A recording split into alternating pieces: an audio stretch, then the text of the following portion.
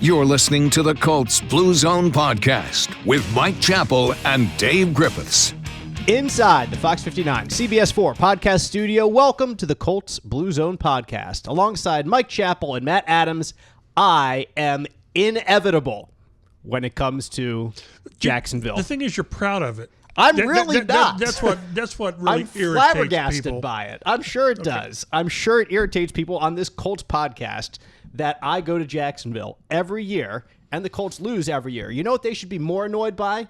The team losing every year. They should not be annoyed by me going. Different they should coaches, annoyed different that quarterbacks. year after year, like I said last week, like the team needs to take this more seriously. And I love Zaire Franklin. You guys both know he is my guy. Grew up in Philly, went to Syracuse. I love Zaire Franklin. But when he comes out last week and he says, we're not thinking about the past, we're only thinking about this year, beating them in 2024. Like, you have to take this losing streak seriously. What's the quote?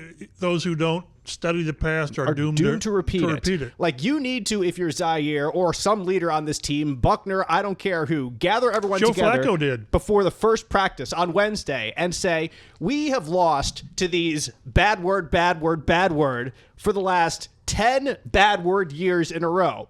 I swear to God, if we lose again, all of you bad word are going to regret it for the rest of this bad word year. Like, that's what it needs to be. You need to be Ned Yost from Remember the Titans, riling everybody up with his famous Remember the Titans speech. We blitz all night. They do not gain another yard. That is the attitude you need to beat Jacksonville. That is not the attitude that they have taken down to Jacksonville. You shouldn't be mad at me. You should be mad at the Colts for year after year going there, putting in a poor effort. This year, it was defense specifically. It was tackling. Zaire on his own podcast admitted the defense played not well in this game. Pro Football Focus had him with 16 missed tackles.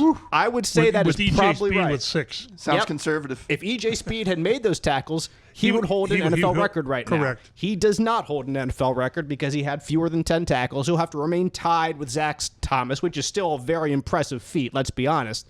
But a piss-poor effort in Jacksonville yet again. And once again, you can add this one to the times that sometimes Jacksonville's a pretty good team, and you lose there, and it's not overly anything to be ashamed of. But this is another one where Jacksonville is one of the worst teams in the NFL. And what was it before the game?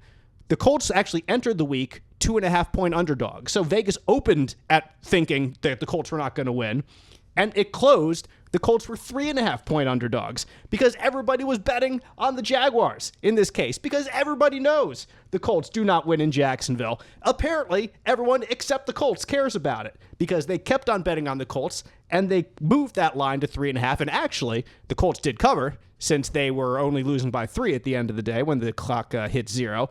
The Colts, miraculously, are 4-1 against the spread this year. But what does that tell you?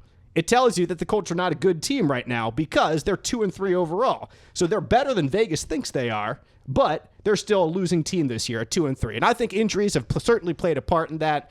But nevertheless, like this game, this week, has got to be so frustrating. And you shouldn't be mad at me for the guy who just goes there and is poking the bear right now. I'll be honest. I poke the bear whenever I go down there because it is a stupid thing that happens, like them losing to Jacksonville year after year. So it comes up here on this podcast. And it will come up next year. It's going to come up next year. Now, you got another entry on the article to put in. It has secured a spot next year, and there's nothing you can do to stop it because they keep losing these games. They shouldn't be losing if they're a team that actually takes this seriously. Did you and the mayor of Jacksonville have a nice dinner on Saturday night? We did. It was night? Tremendous. It was some nice cobia, fresh caught off the coast of Florida there before Hurricane Milton went through. Seriously, thoughts and prayers to everyone down there in Florida for the devastation. The videos of Tropicana Field, seeing the roof torn off, are just remarkable, and not in a good way. Obviously, it's been. I think of the damage is going on inside the stadium with the water, but it's just awful. Yeah. So hopefully, we'll see the best of humanity down there over the next couple months to see them come together and pull through. But anyway, Colts fans hope they see the best of the Colts, that they can come back from. It's got to be a disappointing loss because you came back in the fourth quarter. I was telling Matt earlier, Chap, I mean, I went down from the press box when Tank Bigsby hit that 65-yard run. It was 34-20. I'm like, well, see you later. Yep. All right, I've seen this story before. I go down to the press area in the like off the field, so I'm ready for the press conference, and all of a sudden it's a tie game. But then Jacksonville drives down the field and they hit a rookie, Cam Little the kicker. 49 yards. That's why, again, as bad as the defense has played in Jacksonville, all you needed was a stop. Yep. Right there. Mm-hmm. In all the bad play up until that point in that game, it's amazing how you can erase it or at least deaden the criticism if you come up with a stop. I don't think on that last drive, Jacksonville had 1 3rd down, and it's when they were getting in position to kick a field goal. Mm-hmm. So it's we'll see where this goes, but a lot of our attention is focused on Richardson and Flacco and Taylor. But boy, until the defense can get its act together, and what makes it? Do we think that they can? They're going to get maybe Quiddy back this week, Kenny Moore maybe, which is huge. Two good pieces to They were without like 9 starters. When Will Fries went out, they were without like 9 starters, which few teams can overcome that, but doggone, they had a chance to do that. Yeah, which is, like I said, injuries have played a part in this 2-3 start. Absolutely no doubt about it. If you're down that many starters, it's going to impact your team. And when you're down, Kwity Paye, Samson Ebukam, and DeForest Buckner, 3 guys on your defensive line. Tyquan Lewis as well, your chief backup reserve there at defensive end too. Like, it's going to be harder to get to the quarterback. And that's why Trevor Lawrence, on his 25th birthday, had either a career day or certainly the day of his season so far. High passing yards. Entered completing 53% of his passes and completed 82% against the Colts, was never hit, was certainly never sacked, and faced very, very little pressure guys even remotely in his face. Some places had 2 pressures. Congratulations. 2 pressures for an entire game. Yeah, exactly. You need to, circle that on the play-by-play because I don't remember them. Mm-hmm. So they must have meant they got within 5 steps of them. Exactly. Liberal use of the word pressure. And the Colts even got a break because Lawrence made just a terrible throw. Oh my gosh! And essentially triple coverage that Nick Cross came away with. That was one of the worst throws I've ever seen in my life. Completely inexcusable and inexplicable to say why you threw that football. He was blanket coverage, and Cross picked it off. Congrats to Nick. Gets the very easy interception, but there was no justifiable reason to throw that football. But other than that, Trevor Lawrence was pretty darn good, as he has been against this Colts defense over the years. Like the Colts have seen the best of Blake Bortles, they have now seen the best of Trevor Lawrence. If Trevor Lawrence could play the Indianapolis Colts in Jacksonville every week, first ballot. Exactly. Chap wouldn't be able to say anything against him. The Jacksonville guy would stand up and say his name, and then Indianapolis, and then he would sit down. And sit back down, and that would be it. The injury report we're talking about from last week, it is now somehow worse this week, as Michael Pittman Jr. has a back injury and could wind up on injured reserve. So confirmed our Mike Chappell yesterday on Wednesday when this news was breaking. Pittman has had 22 catches, I believe, in the Colts' 5 games, had his first touchdown of the year. 22 for 230-ish, about 10.8. Touchdown just last week, his first touchdown, had 100-plus yards in just the first half against the Chicago Bears a couple weeks ago. So Chap, the Colts are going to have to figure out a way to continue improving the passing game without their supposed top receiver on the roster. And we remember how that went last time. Was that Atlanta? That was the Atlanta game. Oh, Week 16. Miserable. I think Minshew, they got beat 29-10, I think it was. They had 260 yards offense, 200 passing. The receivers, when it's always next man up, somebody's got to step up. The receivers, the wideouts were 10 for 77. It just didn't happen. The tight ends were busy, but so I want to see. I think they're a little better equipped this year, but Pittman's our guy. We got Pierce with the long shots, and now Downs is going to get every game. Downs is going to get 7 or 8 for 80 or 90, and when he breaks one, but who's going to be the guy? Who's going to be the guy that is willing to run that quick slant and get blown up or take contact, make the tough catch? It's obvious that Downs will do what he does. I think maybe Ashton Doolin is more involved. I trust Ashton Doolin. But the focus is, and I'll write later today about it, it's going to be on Pierce and Mitchell. They've got to get Pierce more involved than 3 catches in a 3-minute span in the fourth quarter. 3 for 134, but why not earlier? But it's going to come down to they've got to get more from Mitchell. Mm-hmm. He's the hot topic. We talked to him in the locker room, and we talked to Reggie Wayne. And I wasn't around the AD scrum. I was getting Reggie. But I get it's that he knows he's got to finish plays. I think he would fight back on the alligator arms, which that came up in the broadcast. Yep. He may even have said his alligator arms got smaller, which is difficult to do. Mm-hmm. But Reggie is defiantly defending his rookie. He said he's played 5 games. Let him play. Now he said about he's got to finish plays, finish the play, finish the route, finish the catch. So I think behind the scenes in the receiver room, he's really getting on Mitchell about finishing plays. But it's like when you're growing up and your mom is critical of you, and then the neighbor's critical of you, and then your mom's gone all over after the neighbor for being critical of you. So I think this is Reggie's mother hen coming out, which that's good for him. So we'll see. But Mitchell's got to be more of a factor. I'm not saying like throwing the lateral back to, was it Goodson? Mm-hmm. Yeah. But you drafted him where you did for a reason. Although, as we've pointed out, they traded back. They loved him so much they traded back to get him. But this is what the old next man up. This is his chance. He's going to get more. It's crazy. He's had 20 targets and 6 catches. So he's been open numerous times. Sometimes it's just the ball's a touch not there. Other times it's just not going to get the ball. Finish the play. Finish the play. Yeah. Right. Well, again, it's going to be hard to see them have a competent pass game, not really knowing about JT's status, unless they get more from Mitchell. Mm-hmm. Again, I trust Doolin a ton. I think he's going to be. Remember how it was always like with Zach Pascal? Mm-hmm. He always did more than what you anticipated. I think Doolin's that kind of guy too. So, but so much of the attention will be on AD, and once you get a reputation, it is hard to shake it. Mm-hmm. Because you're always going to be looking, well, did he shy away from that one? But it was obvious every time that those words came out. Bob Kravitz used a good description when we talked to Jim Bob Cooter. He called it, he said, is he averse to contact? Which, again, that's something you don't like to hear. No player wants to be that. So we'll see where it goes. I'll just kind of echo what Reggie said, is he's played 5 games. I don't remember us seeing this in training camp. I don't either. No, it's totally different. It's totally different. In training camp, you're not going to get blown up. Clocked. You just know it. Unless you're Josh Downs on the sideline with Nick Cross. Too soon. So we'll see.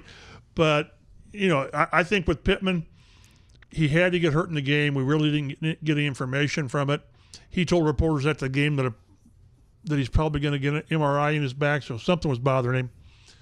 But the person I talked to said, made it very clear it's going to be a couple games. They don't think it's going to be 4 games, so maybe it's not IR. But if it's 3, it could be 4. Then maybe you do, just for the roster spot. And here's the deal with this injury and with 3-4 games or however long it's going to be. The Colts do themselves no favors to assuage the reputation they have of being dishonest with injuries by not saying this about Pittman or not saying something about Pittman. I think Steichen could have said that yesterday. He could have said on Wednesday when he was talking about injuries early in his press conference, Pittman's going to be out a few games, or Pittman's going to get an MRI, he's going to get his back looked at. He can even say he's day-to-day, because I'm sure he would. That's exactly what he would say, he's day-to-day. But we had no reason to ask about Pitt. Right. You can't go down the roster. Is this guy going to practice? Because somebody asked him about is Will Fries out isn't Will Fries probably out for the season? Mm-hmm. And we didn't get a hard yes on that. He was kind of like, well, yeah, probably. Well, just say it. Just say it. Just say it. Say the guy. What was it? Tibia. I think tibia. Yeah. People mentioned it might like been a compound fracture. Could have been, and he had to have immediate surgery. In Jacksonville. In Jacksonville. Right. So, but I wish they had said something yesterday, and yes, there would have been follow-up questions, but then it would have been out there. Exactly. And then it's not a thing. And now it's a thing. Now it's a thing. Exactly. Like, just let it out, because it's coming out, and you're not fooling anyone when Pittman's then you out can day control after the day. flow of information. And I think teams sometimes just underestimate how important, how much in favor of them it can be to just do that sometimes. Because it's going to get out there. Right. Because certain people nationally have hookups with the agents. And when there's something going on with their player, they have these guys on speed dial. Yep. It's just maddening that it happens again, and that it happens to be another injury for this year's Colts, which have already been ripped apart. I was coming up with a list. There's probably like 12 players, and a lot of their most important players. They're all vital guys. Of them. Like, you start with Anthony Richardson, a quarterback who needs snaps to get better. You go Jonathan Taylor, who the offense is supposed to revolve around. He's missed 2 games now. Now Michael Pittman Jr. At the start of the year, it was Josh Downs who was sitting out, who had the best training camp of everybody.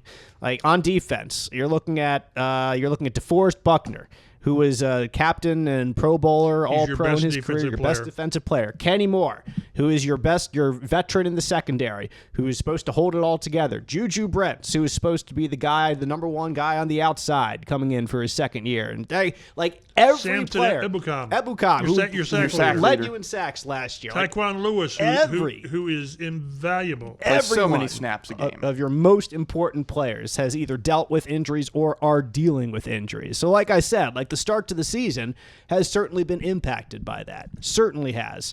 But Will Fries now, who is having a very good year. Starting right guard. Yep. He was, I tell you, he was going to get a contract at the end of the season. He was. From somebody. Yep. And now, after this, maybe you get a 1-year prove-it deal again. Maybe this be a Taekwon Lewis thing. Yep. Now you get the Chris Ballard scratched and dented discount for the Colts. Exactly. So but it's just, and again, I've already seen some things on social media. What is the Colts doing wrong training-wise for all these injuries? I just think I don't think there's anything there. It's a violent sport. There are injuries all across the league. Now, maybe not to this Ryan extent. Kelly, we didn't mention. Ryan Kelly as well, who's missed a game with injury. Right, starting center. Captain center, yeah. It's when you're sitting there, there's another guy. But again, everybody, Christian McCaffrey, he's not played yet.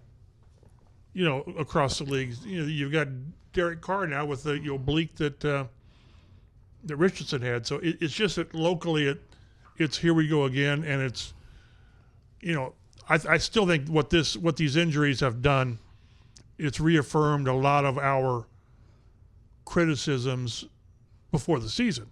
Now the defensive line injuries I don't want to hear that they didn't prepare for injuries on the defensive line. You don't anticipate losing everybody. But with JT out, we foresaw that you needed a better option as your number 2 running back, and that's just a fact. And in the secondary, they've been fortunate that Nick Cross has stepped in and been what they had hoped he would be. He's kind of made up for that training camp. Holy smokes! Well, a little bit. Well, and throughout training camp, he never. He was. They were always trying to figure out who was the starter next to Joey Blackman. And at corner, I still say how crazy it was to not do something at corner with a veteran guy. Just T.J. Carey type guy, not Snead, but right. It doesn't have to be Stephon Gilmore you're bringing in here, but T.J. Carey, that'd be nice. Yeah, exactly. Who had a nice game-sealing interception there for the Minnesota Vikings. Good for him being on the Vikings this year, by the way. I hate to see a guy finish his career as that mercenary. Yeah. But shoot. But shoot. So it's just, again, I think the selective depth is being exposed at what they didn't do. I thought if you step back and look and you take away and don't look at the game itself, but how close they came to beating a winless Jacksonville with 8 or 9 players, that's pretty impressive. But you gotta. It's like where A.D. Mitchell's got to finish plays. This team's got to finish games. Some other players' injury notes from Wednesday's practice. Josh Downs with a toe injury was out on Wednesday, and Trey Sermon as well with a collarbone injury was out. So was Braden Smith dealing with knee and ankle injuries. Braden did not have a great day down in Jacksonville either. Trayvon Walker had 3 sacks. He walked him back. Yeah, he did. He had trouble with him. Like Trayvon showed why he was number 1 overall pick. Like if he's going up against someone else who's a little gimpy, like now he's a darn good player in that sense. Jonathan Taylor as well missed with his ankle injury. He missed all last week. Kwity Paye practiced. He returned with his quad injury. Kenny Moore returned to practice. Hip and shoulder injury is what he's listed at. Anthony Richardson listed as oblique injury, also limited. And Ryan Kelly, neck injury, was full go on Wednesday. Now, with Anthony Richardson, I wouldn't be surprised, Chap, if it's limited again. I would do that. Exactly. If I'm the Colts, I'd make him miss one play just so I can say limited. Yes. And even if the big difference is last week, he really didn't play in 7-on-7, 11-on-11. He said he did not take team snaps last year. That's what he said. So that's the difference. And you can be limited and not take any team snaps. You can be limited and take almost all the team snaps. Just miss on a few to be held out. And was so he full? No, he missed a couple snaps. Exactly. Then he's limited. And so that kind of keeps the wool over everyone's eyes. And last week, I was tweeting about it on the field as we were getting ready for our Colts Blue Zone pregame show, which will be on again this week, by the way, 11:30 Sunday morning if you're in Central Indiana, broadcast on CBS 4, where you could also watch the game, Colts-Titans, which we'll get to in a few minutes, at 1 o'clock, also broadcast on CBS 4. Nevertheless, I was tweeting about Anthony Richardson's workout, and it was a legitimate workout. It wasn't just stretching and throwing from a not prone position, but just standing position. Stationary was the word I was looking for. Thank you. And I'm a wordsmith. You are indeed. It is your job. Glad someone here is. Exactly. Cam Turner, the Colts quarterbacks coach, was there for the entirety of it. So he was out there. It's not just like he was going through it with trainers. The quarterbacks coach was out there supervising this entire workout, which kind of led me to believe that, like, doubtful, yes, but he was working to see how he would do. It seems like that was he was not playing when we talked to Shane Steichen after the game. Like he was still doubtful, but nevertheless, he went through this entire workout there, and he did everything. He was throwing, he was kind of running, rolling out, and throwing, and taking snaps, and blah blah blah. So like he's on the improving side for sure of his injury. Like he's not in the invalid side of a oblique injury. He's up, he's moving, he's throwing around, as we've seen him in practice this week, even there too. It's just a matter of like how comfortable is he with the injury, and how comfortable are the Colts sending him out there when maybe there is still a little bit of pain there in the hip/oblique to see if he can play. When we talked to Richardson yesterday, he made it sound like that workout in Jacksonville wasn't really planned. Mm-hmm. That he felt better and he wanted to go out and give it a good test. I think the Colts knew almost all week that he was not going to play. But he said the fact that he'd go out there and do what he did prior to the game was a good stepping stone to this week. Right. It sort of showed, okay, yeah, I am getting a lot better. Because, again, this is not Joe Flacco coming back from an oblique. This is a quarterback who puts tremendous torque on his hips with the throwing, with the running. Mm-hmm. And he said, I'm feeling better than I did last week. And I sort of said, can you play the position? Can you, it comes out wrong, but can you play the position? Can you do what needs to be done? And he said, I can throw, I can run, I can do everything they asked me to do in the offense. He made it sound like he's good to go. All right. And we talked to when Flacco about, he said, are you approaching this week the same as last week? He said, well, it might be a little bit different this week, which is an indication that they're giving Richardson team some snaps. Yes, exactly. So there's a little bit different preparation for Joe, who also threw for 350 plus yards. Oh, by the way, down there. By the way, Joe Flacco. During there were a couple drives. There were a lot of drives that went 3 and out. But then there were a couple sprinkled here and there. There were 10-play drives, 12-play drives, and those were the scoring drives all there that they got. The first drive of the game was hilarious because it was a 75-yard drive because it started on the 25-yard line, and Joe Flacco threw for 77 yards on the drive. 7 for 7 or whatever on the drive? Because there was like a penalty that pushed them back. So he threw for 77 yards on a 75-yard drive, which I thought was funny. But nevertheless, nobody else cares. Dave, be quiet. Titans have a couple players who are injured as well. Jamal Adams at safety has a hip injury. Keandre Coburn with a knee as well. Both missed practice on Wednesday. Their stud defensive tackle, Jeffrey Simmons, has an elbow injury. He's trying to work his way back from that. It's a UCL injury. And there was a little bit of consternation, I think, in Titans camp about this injury. They had a bye week last week, by the way. But there was some maybe miscommunication or something, because either Simmons tweeted or somebody tweeted something about if MLB pitchers get this injury, then they have surgery and they're out for a while. So that freaked people out, like, oh no, what's going on? But apparently for an NFL defensive tackle, that is not entirely the case. So he is limited on Wednesday. He's trying to get back for this game. And like their starting quarterback, Will Levis, is also on the injury report with a shoulder injury, but was a full participant on Wednesday. And he's working to try to get back to playing as well. So both of those two guys certainly important to what they want to do. Simmons actually has not had great days against the Colts in his career. I looked up his stats when I saw that he was trying to play. Like he's a little bit injured. He only has like 2 sacks in about 8 to 10 career games. So he's not been a game record. Quentin Nelson's probably been a fair part of that. Probably a factor. To be fair to Simmons.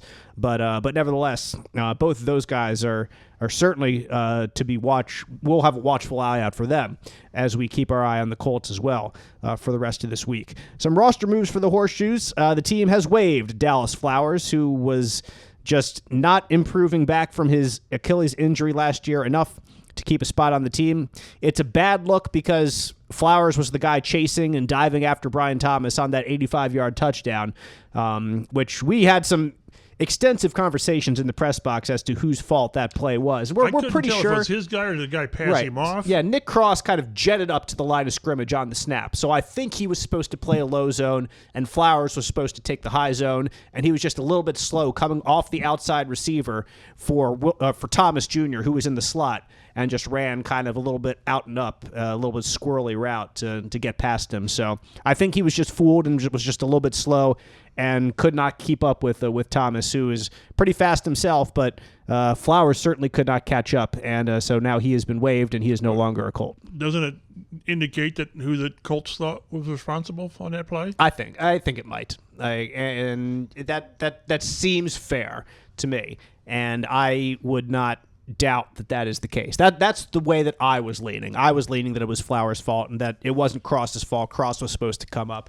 and be aggressive toward the line because Flowers would be behind him and take the deep stuff. So it's impossible to say without the coach is telling you, and maybe, like you said, this is the coach is telling you. So the Colts added cornerback David Long Jr. to the 53-man roster from the practice squad. He had been elevated from the practice squad against both Pittsburgh and Jacksonville, so now he is on the 53-man roster, taking the place, really, of Flowers there in the secondary. Running back Trent Penix was signed to the practice squad again. Kicker Spencer Schrader was signed and released from the practice squad again.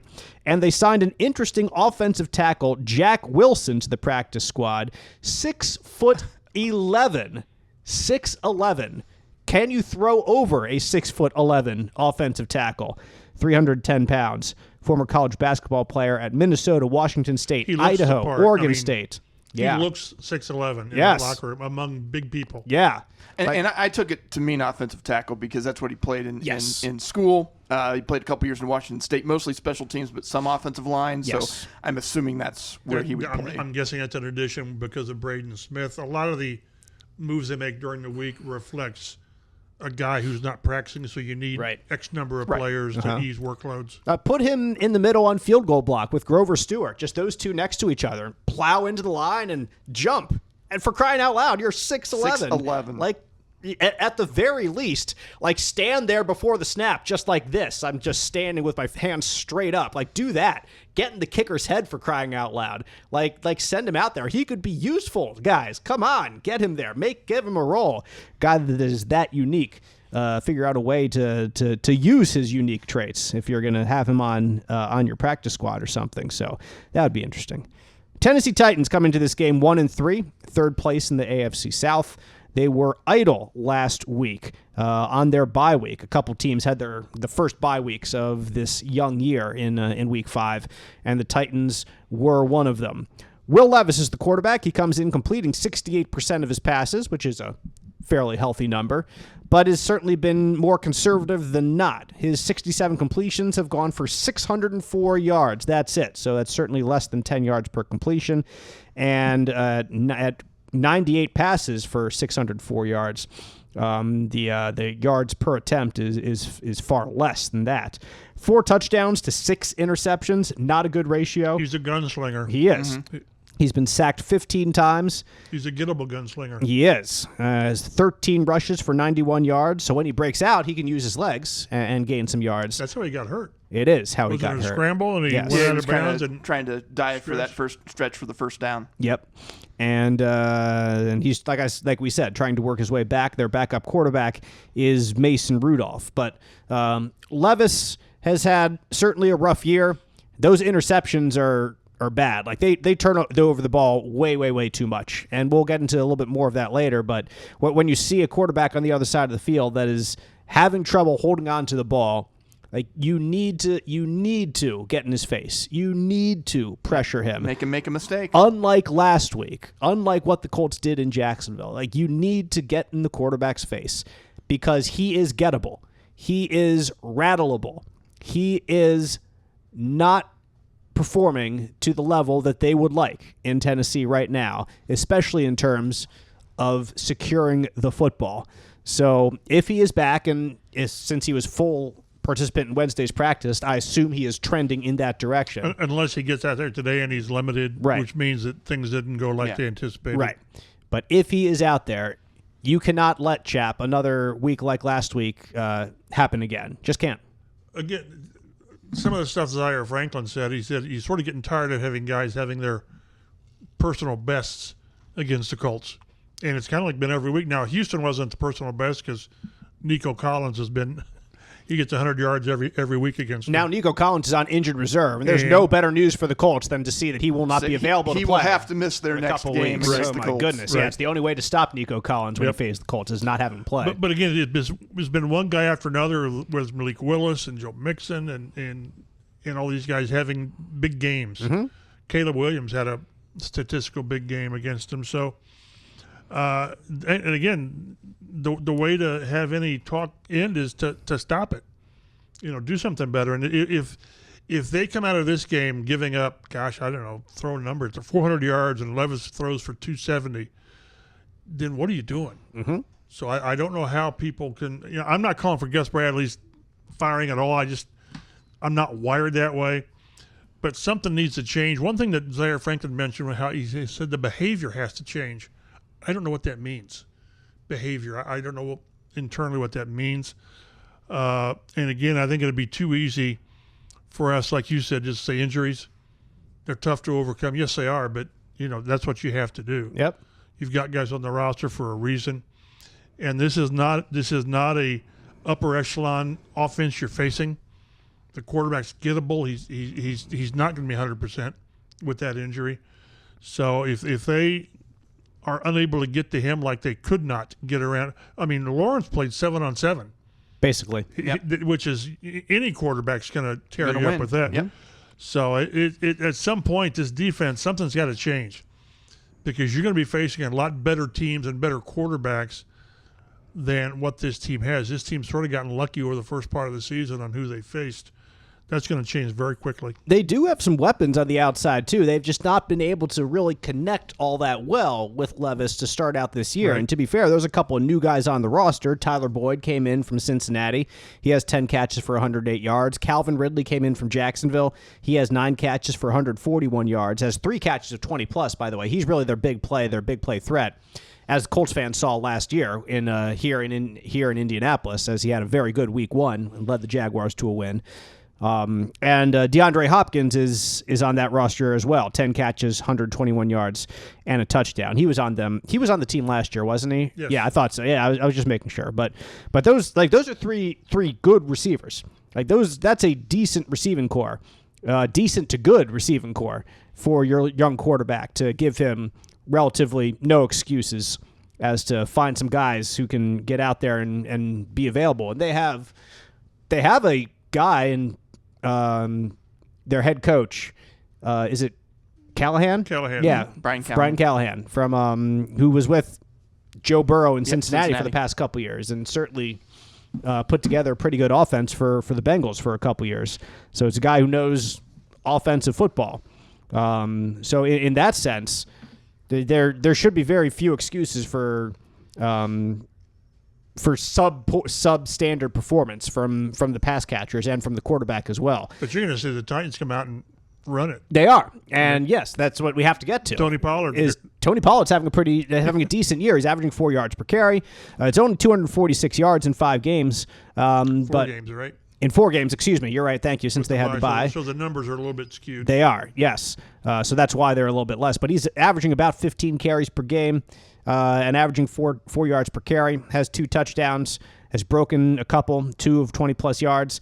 And I retweeted this today, or yesterday, I forget exactly when, but, excuse me, Tony Pollard, I saw, according to Pro Football Focus, is leading the league in yards after contact.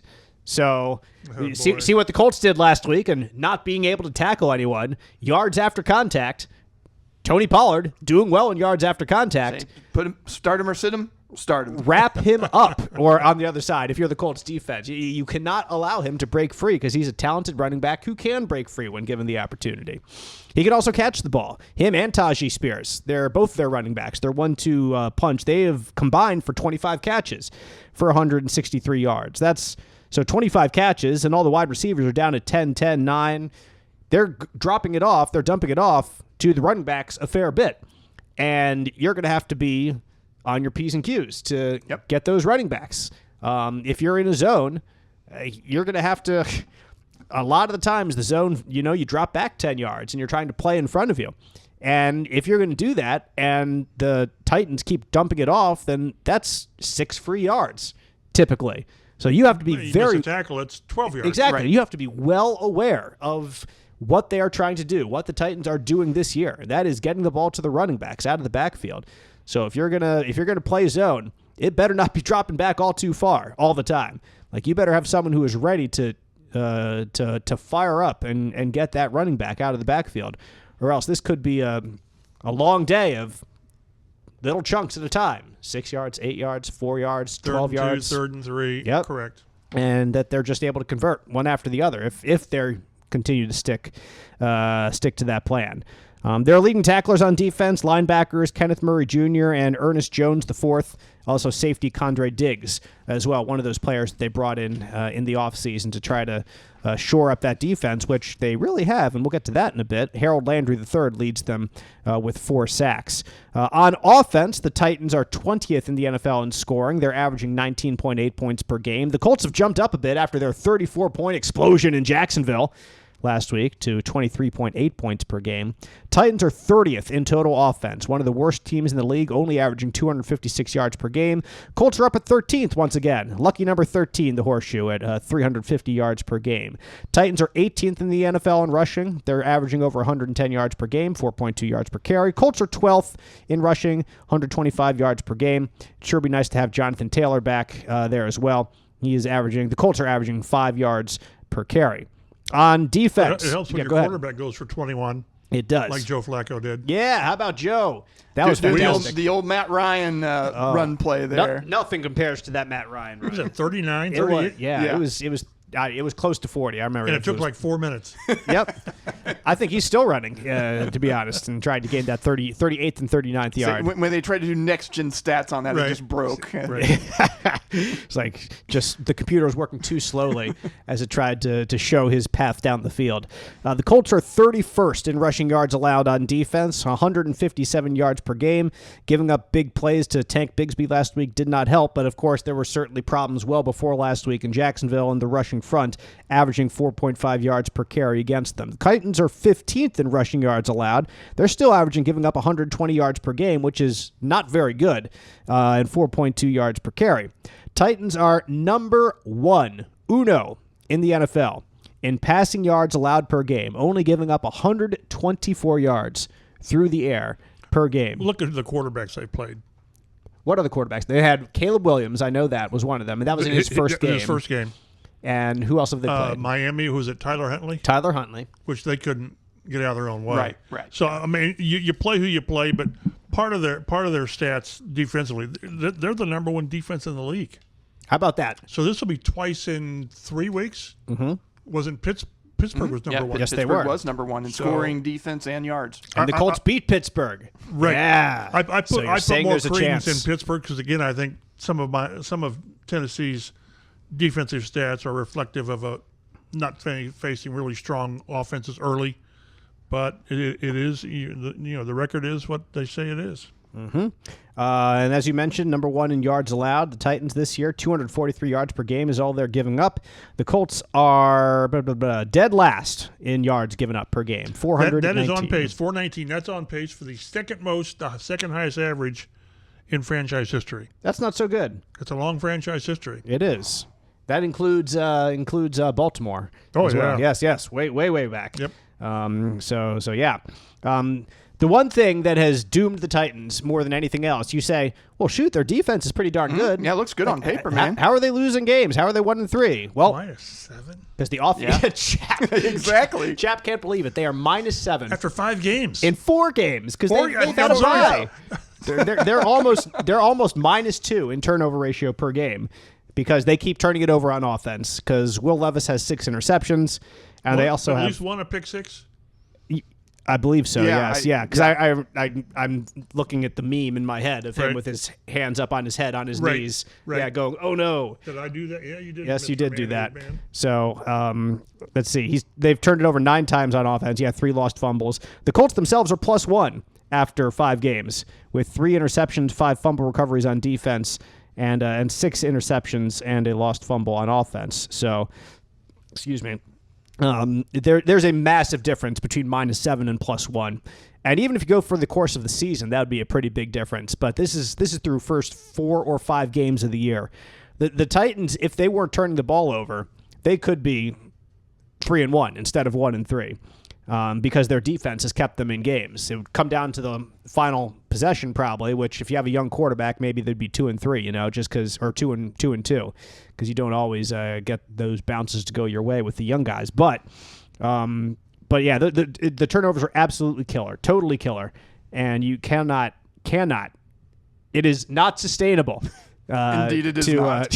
To have a -7 turnover ratio through 4 games, you would be like -30 for the season. 9 turnovers in 4 games, which is hilarious to even 2 point something per game to say. Yes, they just like you could have bad games here and there. You might have a game where you're -3, but have a stretch of 4 games where you're -7. That's consistently bad. Yeah. in that vein. So the Colts, if you're the defense, you got to go in like, let's go. You got to be licking your chops. And ball. I will say this for the Colts defense, the yardage obviously is bad, but they are top 5 in turnovers created. Mm-hmm. It's a tie. It's a several team tie, but still that was kind of the bugaboo last year was they were giving up the yards and they weren't getting the turnovers. Right. This year they have managed to turn the wheels on some turnovers a little bit. Mm-hmm. More what we were expected, or what we were used to seeing over the course of, especially the Matt Eberflus years here, when he was Darius Leonard and he was taking the ball away with impunity, so to speak. Average time possession, the Colts are dead last still in the NFL in time possession, averaging just 25 minutes per game. It's going to take them some time to climb out of the cellar just because of how much you're in the hole. When you're ridiculous. 1955 after 2 games, it's tough to come back from. It certainly is. So they're trying to work their way up there. The Titans are 6th in time possession with 31 minutes and 48 seconds per game. Because they run the ball. Exactly, because they know that running the ball is where they are at their strength. And so yeah, like there are similarities. There are big similarities between the Pittsburgh Steelers and this Tennessee Titans. I think the big difference being the how much the Titans have turned the ball over.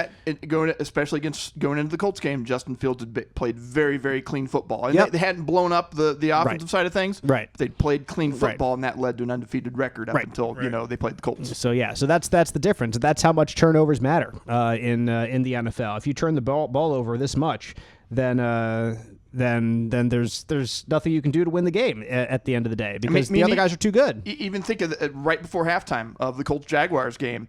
Colts forced a turnover from the Jaguars. They get the ball near midfield. You think, maybe they'll get a field goal right before the end of the half.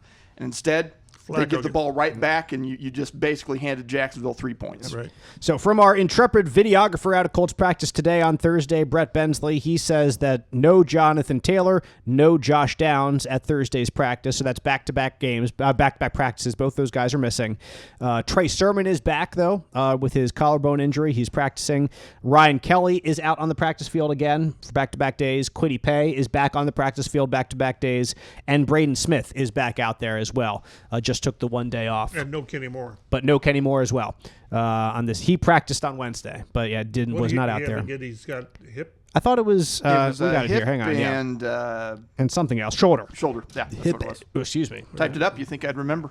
Burp into the again, microphone. we won't have any idea with Richardson's status until Saturday. I don't think, or Sunday. I'm saying it's limited or full time. Oh yeah, not until later this afternoon. So they'll have the afternoon injury report. As we both mentioned, I think it's going to be limited because. If you're the Colts, you should do that. Yeah, exactly. Just make it limited because you're not totally sure yet, especially today. Maybe on Friday they go full with him. And if that's the case, then that's a great sign that he's playing on Sunday. But if it's limited, then we'll find out ultimately over the weekend. And hopefully at that point you would hope for it to be more on the line of playing than not. But you never know with the Colts and injuries, like I said earlier. You better hope that Josh Downs' toe lets him play. Oh, yeah, that would be... Because he has made a world of difference in that offense. I hate to call him a security blanket, but that's sort of what he is. Yep. You always know where he's going to be over the middle. And, boy, if you take he and Pitt out... He's just got a great feel out there for what they're trying to do on offense. Right. And he's almost always open in some capacity. I suppose he could play Sunday without practicing. It's funny, I saw in the locker room today, one of the equipment guys had 2 different kind of shoes on. His own shoe, and then he had a player's shoe on. Some guy said, "What are you doing?" He said, "Well, I'm breaking this shoe in for Josh Downs." So I guess they have the same shoe size, and he's breaking in a new shoe for him. Oh, maybe that means he's going to play. I don't know. Other duties as assigned. Right. You do what you're asked. Exactly. You got to break in the shoe for Josh.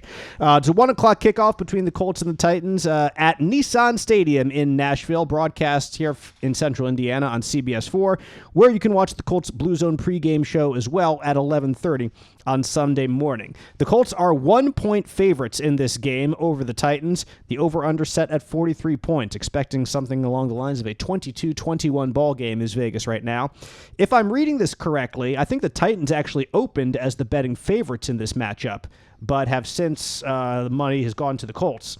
And because that's of Richardson? Why? Maybe. I don't know. I think it's just because I don't know.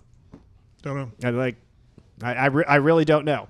But there's been nothing out of Titans camp to indicate that anybody is missing, so far. It's the same story with Levis and full participation in practice for him on Wednesday. You wouldn't think, the injury news has only been bad for the Colts. Yeah, exactly. As far as guys that may or may not be able to play. Yeah, so I might be reading that wrong, but it was weird the way I read it. Like at the top of the page, it said like Colts are -1, and then later in the story it said Colts were underdogs. So anyway. Nevertheless, we'll live in the thought that the Colts are 1-point favorites on the road at Nissan Stadium. I'll go with my prediction first. We'll go to Matt after that, and then Chap can wrap us up with our thoughts on this game. I think, like I said, if this is similar to the Steelers game, and the Colts beat the Steelers, well then, I would pick the Colts, and I think I am going to pick the Colts in this game. And they get to even up their record yet again to 3-3 if they are able to beat the Titans. The Titans haven't been overly impressive, and if they turn the ball over like the Colts have taken the ball away, then that will go a long way in determining the final result of this game. So, if Jonathan Taylor can't go again, that's certainly concerning. And I'm kind of making this prediction thinking that Taylor's going to be back, but if he can't go, it's going to be certainly a lot closer. But I'll stick with my gut. I'll go with the Colts. I'll go 27 to 17. I am certainly not impressed with the Titans offense and anything they've done this year. And if the Colts can hit a few big plays on them, then which is what they've done throughout this year, then I think that they might be able to quote-unquote open the floodgates a little bit to get to 27 against a team that has battened down the hatches pretty well on defense so far this year. So that's my pick. Colts 27-17. Matt, what do you think? I'm going to go with the Colts this week. Probably regret this on Monday, but I'm going to go ahead and pick them. I'm going to say a similar score to you, but I'm going to say 27-21 on the score. Matt Gay finally gets one of the 50-plus yarders in this game. There you go, Matty. Come on. All right, Chap. I'll make it a clean sweep, 22-20, and I don't trust either team. No, exactly. So I won't be betting this week. Not I've been betting forever, but I at some point, I don't expect Taylor to play. I think Richardson plays. I think Downs plays because I don't want to see this offense without Pittman or Downs. Just because you don't want to. Or Taylor. Yeah. So I think they find a way. Maybe this is the game that Matt Gay kicks 3 pretty good field goals. I tell you, he had one extra point last week where if it had been a longer field goal, he'd have missed it. Yep. He pulled it a little left. Saw that too. So I just don't trust either team. I trust Richardson / Flacco more than I trust Will Levis, and I think they'll make a few of those big plays, but 22-20, and they're back. I'm hoping for a good old Will Levis left hand or across the body, right. Falling down. Yeah, absolutely. That's what I'm hoping for. Yes. Kenny Moore grabs it. It's going to be like last year when Kenny Moore returned 2 interceptions for touchdowns against the Panthers there on the road. We can go with another one of those games. That'd be fun. Have Kenny back in the lineup and being lightning in a bottle yet again. And that's your story. Colts come back from Nashville victorious. You heard it here first on the Colts Blue Zone Podcast. Hey, we do appreciate you listening. Encourage you to subscribe and get us delivered to your podcast listening device as soon as we drop every week. Once again, this week's game against the Titans will be broadcast locally in Central Indiana on CBS4, where you can watch the Colts Blue Zone pregame show Sunday morning at 11:30 a.m. Read all Mike Chappell's work online, fox59.com, cbs4indy.com. He is at mchappell51 on Twitter. Matt Adams is at Statomatty. I am at DaveG_sports. We'll see you next week on the Colts Blue Zone Podcast.